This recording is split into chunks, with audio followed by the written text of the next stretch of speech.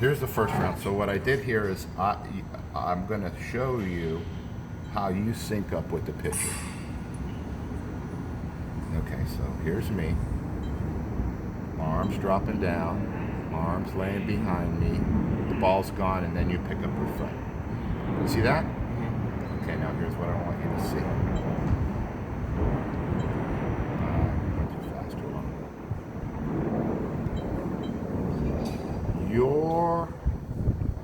When the pitcher's arm is like there, you have to be at the highest point of your stride. Are you with me? Okay, now here's what you and most kids do. They wait to physically, did you get a still photograph of that? You and most kids wait to physically see the ball before they move. You see that? Okay, now that's why you were missing balls and chopping them into the ground. May I ask why that is? Like, why is it such a common flaw that kids? Because it's anxiety, it's fear of being wrong. It's like, imagine thinking about you're going to jump in a swimming pool blindfolded, right? What would you think about? Hitting concrete? Yeah, exactly. So what kids don't want to do is be wrong. So what's the easiest way to not be wrong? Wait until the last second to... At least be sure there's a ball, right? Correct. Okay, so that's a problem because you don't have that much time. Okay, so do you see right there? Okay, take a still photograph of that. Okay. Okay, that's the highest point of your stride. Are you with me, Ashton? Yes, sir. You need to get to that point when the pitcher's arm is behind him. So here's what it looks like. When the pitcher's arm is there, you need to be at the highest point of your stride. Are you with me? Yeah, I got you. Okay, now you're like, all right, Mike, well, that's a bunch of crap. I never heard that before. All right, so watch. Here's how big leaguers do it, so you can see.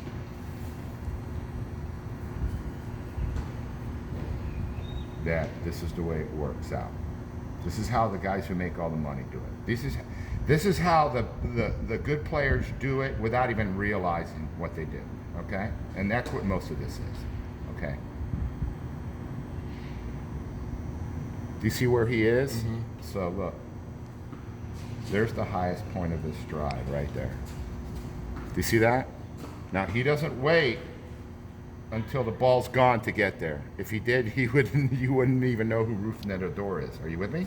So what's so key about having such either a low or a high kick? The lower the kick, the less to manage. The higher the kick, the more to manage. So look, here's a toe tap, lift. So here's a little tap, lift. It's smaller, it's more manageable. Are you with me? But they still get to the same point. May I ask what's the purpose of the kick?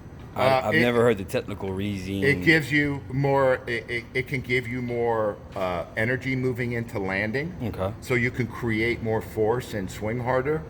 But remember, you can't have your cake and eat it too. The more you move, the better your timing better be, or you're going to miss-hit a lot of balls. Gotcha. Does that make sense? Yes, clearly. Gotcha. So you see, this is much more simpler. Do you see that? Okay, now I'll show you. Jackie Bradley.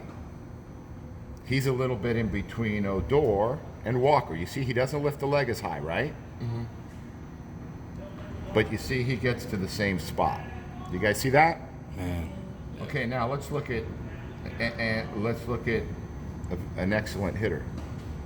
Is that a big move or is that a small move? Small. There's your next $300 to $400 million guy right there, Lindor. You see that? Less is more manageable. Are you with me? Okay. So you have a less one, Ashton. You don't have much of a kick. Okay, so Ashton is probably a little more than Lindor, but not there, right? Okay, so do you understand the concept of that? Okay, now here's why that's important.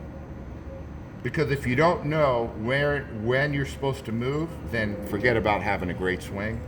You're never going to have enough time to do it.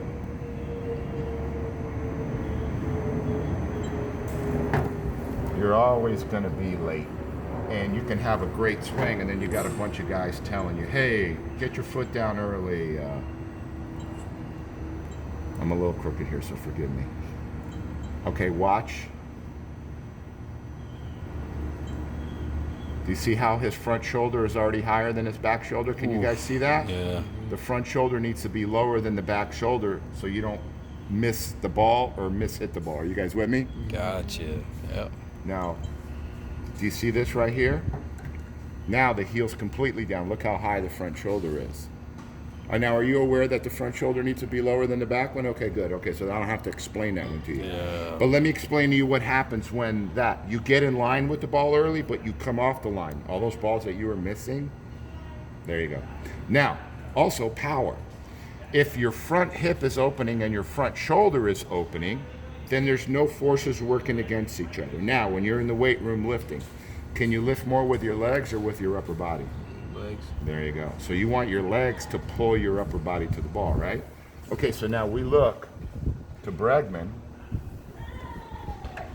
and you'll see clearly how you can't see him moving out, okay? But you can see him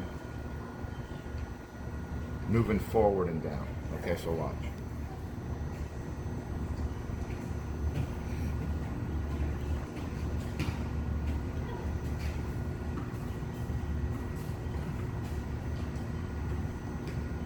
Look at the front shoulder.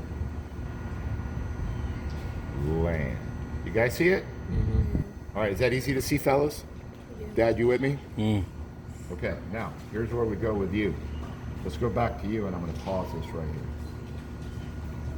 Okay, now, do you see when he lands, he turns his back foot before the bat comes and the back knee? Can you guys see that? Mm-hmm. Watch. Do you see that? Okay.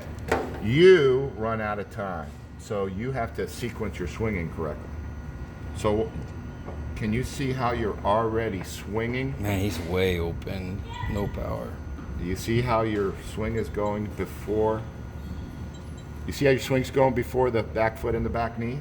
That's part of the reason why your bat always goes left. So you remember how I was telling you to push the bat towards the towel?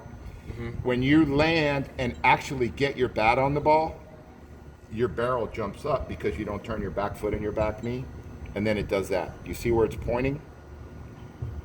You got it? And you want to direct the bat where you're trying to hit the ball. So you want to keep the bat in line with the ball as long as you can. Are you with me? Mm-hmm. Okay, now, watch this. Let me just go here. Here's where, okay, so are you guys with me so far? Yeah, I got you. Okay, beautiful. Okay. So here's what I want you to see. Now, I want you to watch. I'm going to show you an example of when you see the ball late, how you fight to get to the ball. And watch how this ball's on top of you. You see that? You see how it's tied you all up in knots? It's because it just jumped on top of you. Are you with me?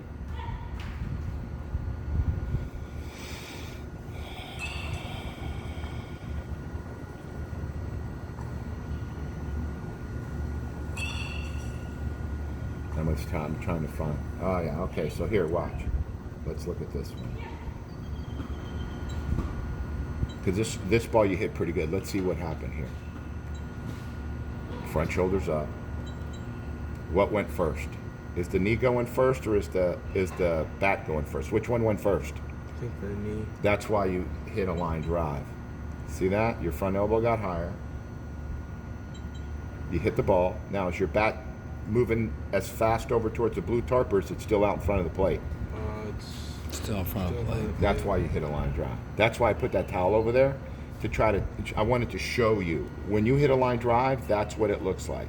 When you do it on a pitch that will allow you to do it on, which is a higher ball because your front shoulder's up. Are you with me? Gotcha. All right. I think your dad knows a little bit about hitting, or at least he's been exposed to it. Yes, Dad? Yes. Okay, good. All right. So he's asking some good questions too. I like it. I like to get challenged. All right. Now here, you see this? I threw you a curveball. I saw that when you. Here's what you've been taught. You've been taught to look for the fastball and adjust to the curve, right? Okay, so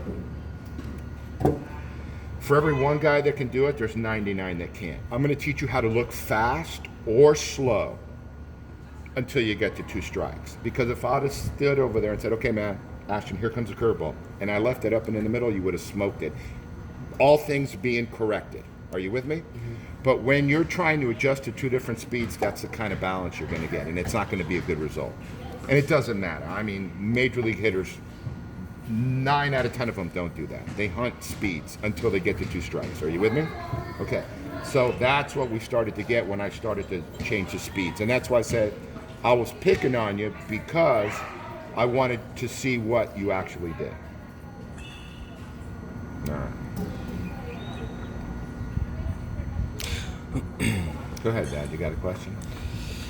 Yeah, I mean, so I've been trying to get him to keep that backside up and that lower front side lower, but I just can't seem to get him It's because he to. starts too late.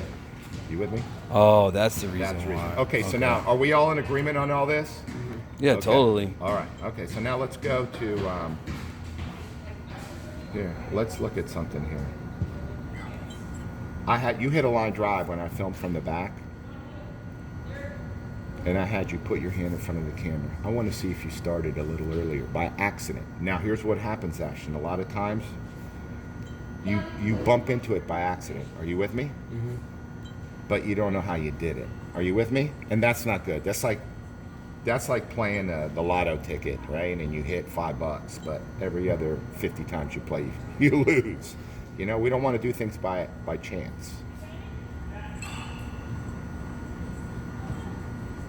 Oh, see, that was the pitch after the one you hit good.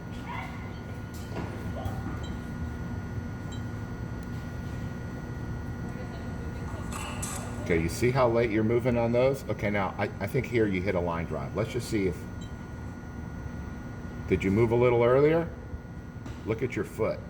Yeah, it's up a little earlier. It was a little earlier, right? Still needs to go up sooner. Sure, but yeah. right. And the other thing was, the ball was more outside, so you had more time. So the lower the ball is, the more time you have. The more the ball is outside, the more time you have. Are you with me? Mm-hmm. But you still don't have an indefinite amount of time. Does that make sense? Yes, sir. So this was the line drive. Okay? And then look. Watch this. Take a look at your back foot and your back knee, and the bat's going to be behind you. You guys see that? You see the turn? Okay, now let's... Okay, now here comes a chopper into the ground. Right here.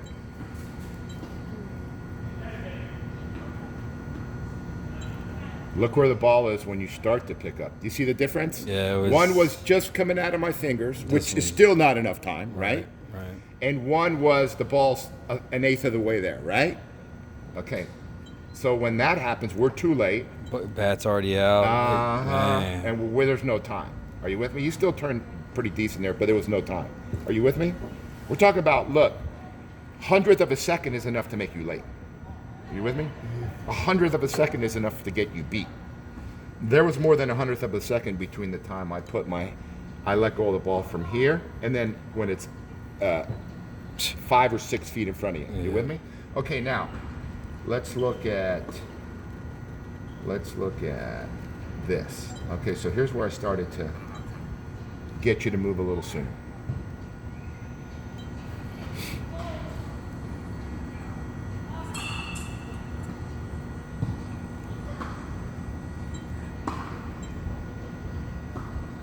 You guys see the difference? Oh yeah, he's already moving.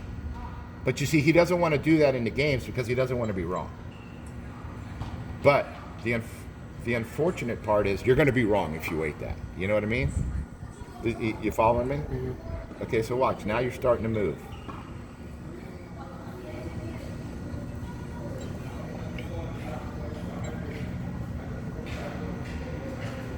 See how much sooner that is? And there's a line drive up the middle. Are you with me? Much sooner. Is this feet? No, that's still right. Because it seems like it's twisting way too much. We got a lot. Okay, so you're picking a little bit. Okay, I got you. I'll stay behind. No, you're good. I'll stop. Slow down. You're good. It's just we have to. We got to start with the basics. Let me let this guy know about the things.